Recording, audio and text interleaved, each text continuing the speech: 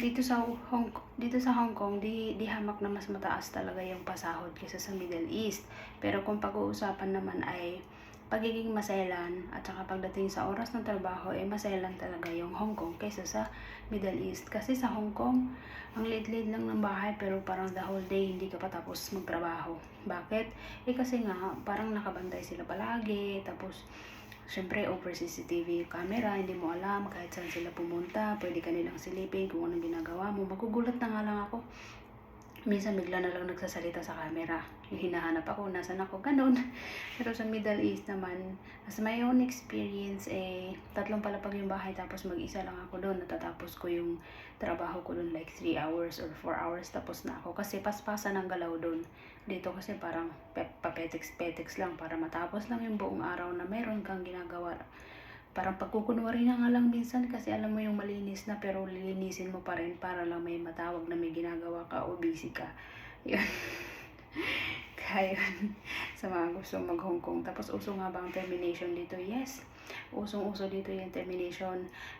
Nawarningan din naman ako. Nung bago pa lang ako dito, Diyos ko, parang 2 weeks pa lang ako dito. Winarningan na ako agad kasi 2 linggo pa lang ako dito. Gusto nang ma-memorize lahat ng mga gamit nila, especially mga libro ng mga bata. Knowing na yung libro nila dito, grabe, parang kalahating bahay, puro libro. Alam mo, parang library na. Tapos gustong naka-memorize na lahat sa utak ko. Kaya pag may hinanap sila, dapat alam ko kaagad kung saan nakalagay o anong libro yun. Syempre, in 2 weeks, hindi ko pa talaga kayang i-memorize lahat ng gamit nila dito. Sabi ng amo ko, nasan na yung ganitong libro? Sabi ko, hindi ko alam kasi yun naman talaga yung totoo. Nagalit siya sa akin, tapos tinawag niya ako dun sa kwarto niya, nag-uusap kami, sabi ba naman niya sa akin, malaki ba yung bahay ko? Saan ka nahihirapan kasi? Sabi niya, parang hindi ka willing na matuto, sabi niya ganun. Kasi parang hindi ka pa rin nakakapag-adjust. Yun yung tamang word na ginamit niya sa akin. Tapos winarningan ako na bigyan na lang daw niya ako ng 1 week. Tapos kung hindi pa rin daw ako mag-improve, i-terminate niya ako. Ibabalik niya ako sa Pilipinas. Sabi niya ba naman yung ganun sa akin? Siyempre, kinabahan ako kasi siyempre yung pag-a-apply dito sa Hong Kong, hindi lang basta-basta, hindi lang libre, kung baga gagastos ka din talaga ng pera. As for me, nakagastos naman ako ng 22 to 25,000 sa pera ng Pinas para lang makapunta dito. Tapos, diba, in 2 weeks time, gaganunin ako. Kaya sabi ko, kahit baguhan ako, sumagot ako, sabi ko, deserve ko rin naman yung mabigyan ng second chance. Bigyan mo ko ng second chance.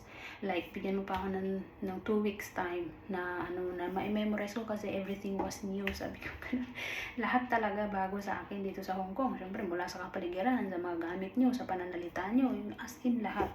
Kaya sabi ko, kaya bigyan mo ako ng time. Deserve ko yun na mabigyan mo rin naman ako ng chance para mag-improve.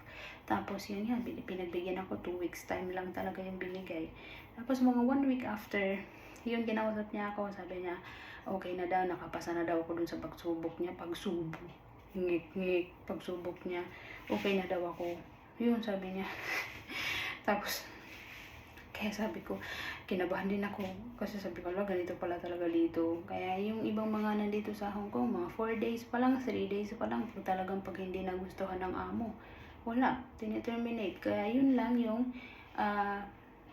pangit dito sa Hong Kong kasi may termination talaga. Minsan nga, dahil lang sa nunal mo sa mukha. Pag may tradition silang, alam mo yun, feng shui yata yung tawag doon. Kapag sinabi nila doon na na mabigat ka kang saba sa bahay, automatic yun. Titegi ka nila para lang doon. Yan. Speaking, yung tinigyawat na sobrahan na naman ng tsokolate. Every time talaga na kumakain ako na nasusobrahan ako ng kain ng tsokolate, tinitigyawat ako.